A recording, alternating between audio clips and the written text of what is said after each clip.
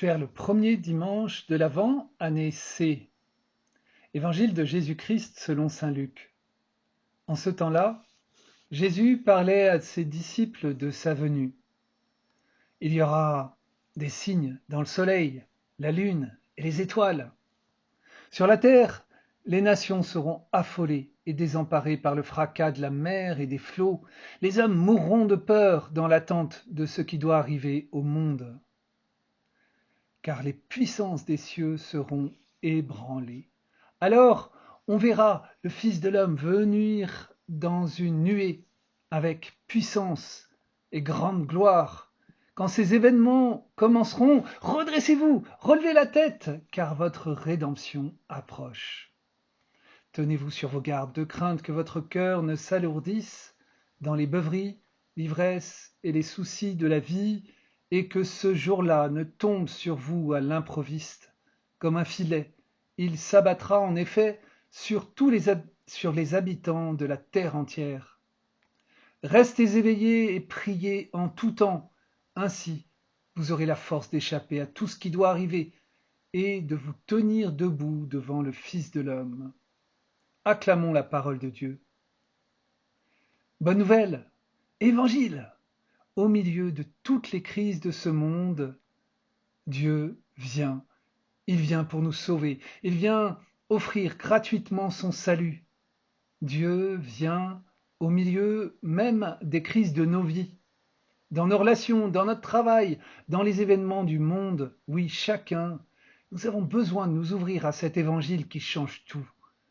Dieu ne nous dit pas que sa venue supprime les crises, mais que sa gloire, sa vie plus forte que la mort, sa résurrection, sa puissance d'amour se donne au cœur même de ces événements.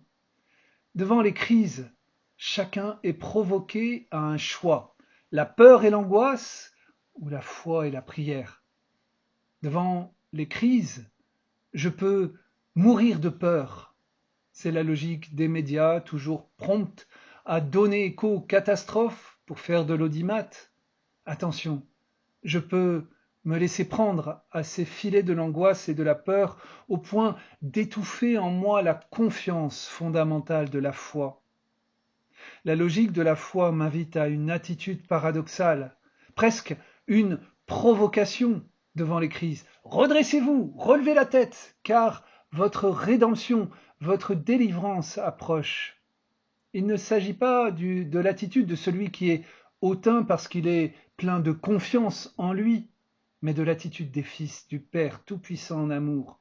Oui, parce que Dieu est notre Père, parce que son règne vient, je suis appelé à cette provocation de la foi dans la crise.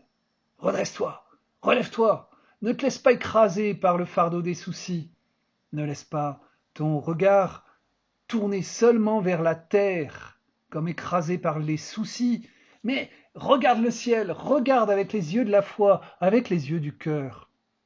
Quand ces événements arriveront, quand tu traverses des crises, lève les yeux dans la foi.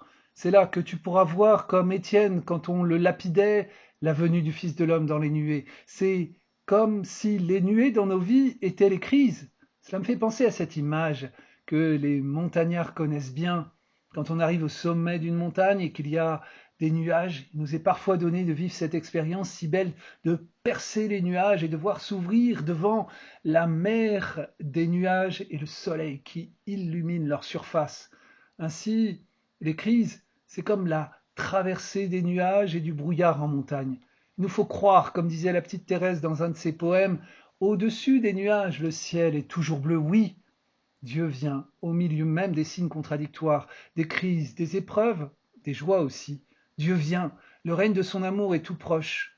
Il est là dans ton cœur, où tu peux accueillir sa parole d'amour, sa parole vivante, sa parole ressuscitante. À la fin, c'est cet amour-là qui éclairera tout. Il n'y aura plus de larmes et de mort. Redressez-vous, relevez la tête, il vient, le Sauveur. Voilà le cri de l'avant, le cri de l'avenir du monde en Dieu. Mais dans les crises, chacun est menacé de se laisser prendre au filet de l'angoisse, du doute, du manque de foi, de la désespérance. La parole nous interpelle. tenez-vous sur vos gardes. Il s'agit d'un véritable combat spirituel pour ne pas laisser notre cœur s'infecter par le virus du manque de foi qui conduit à la peur et qui pourrait étouffer en nous la vie jaillissante de la parole d'amour semée en nous dans le Christ. Se tenir sur ses gardes, mettre une garde à mes pensées, quand je vois surgir en moi des pensées de peur, de doute, comme un soldat, je suis appelé à sortir le bouclier de la foi, le casque du salut, et comme dit saint Paul dans sa lettre aux Éphésiens chapitre 6, redresse-toi, lève la tête, ton sauveur vient à toi, le Seigneur est avec toi. Il l'a promis, prends cœur et prends courage, tiens bon. Restez éveillés dans les crises de ce monde pour ne pas laisser le doute, la peur et le désespoir infecter vos cœurs de poison. Restez éveillés, me réveiller, c'est le langage de la résurrection. La mort est souvent comparée à un sommeil dans la Bible. Reste éveillé dans la foi, ne laisse pas ta foi s'endormir, réveille ton acte de foi en toi. Dans les crises, c'est le temps favorable pour réveiller ta foi en priant plus ardemment. Un des moments pour réveiller ta foi, un des moyens pour réveiller ta foi, c'est la prière. La peur, le doute et l'angoisse t'empêchent de respirer. La prière est la vraie respiration du cœur. Respire le souffle de l'esprit au plus profond de toi. Il chassera les nuages de la peur et de l'angoisse. Ce n'est pas la méthode Coué d'une auto-persuasion et d'un déni de réalité. C'est l'appel de Dieu à la foi et la prière. Éveille-toi à la présence de Dieu en toi. Il est là, comme il l'a promis. Et moi, je suis avec vous tous les jours jusqu'à la fin du monde. C'est la prière qui ouvre tes yeux au regard de foi pour voir la présence de Dieu dans ta vie, notamment dans la lecture priante de la parole de Dieu. Priez en tout temps, ainsi vous aurez la force de vous tenir debout. La prière est une force pour tenir debout au milieu des crises. Chrétiens, nous ne sommes pas plus forts que les autres au milieu des crises, mais nous savons que nous ne sommes pas seuls. Dieu est avec nous et c'est lui notre force, c'est lui notre sauveur. Debout, c'est la posture du ressuscité. Le Seigneur vient pour relever les hommes courbés, écrasés par les fardeaux. Il donne le repos et la force dans la prière. Venez à moi, vous tous qui peinez sous le poids du fardeau, et moi je vous donnerai le repos. Apprenez de moi que je suis doux et humble de cœur. Douceur du Christ, consolation du Christ dans la prière qui vient nous donner sa force dans les crises, la force de sa présence, la douceur de sa présence qui, voilà, tu es là, au cœur de nos vies, comme dit le chant, tu es là au cœur de nos vies, c'est toi qui nous fais vivre, bien vivant ô Jésus-Christ.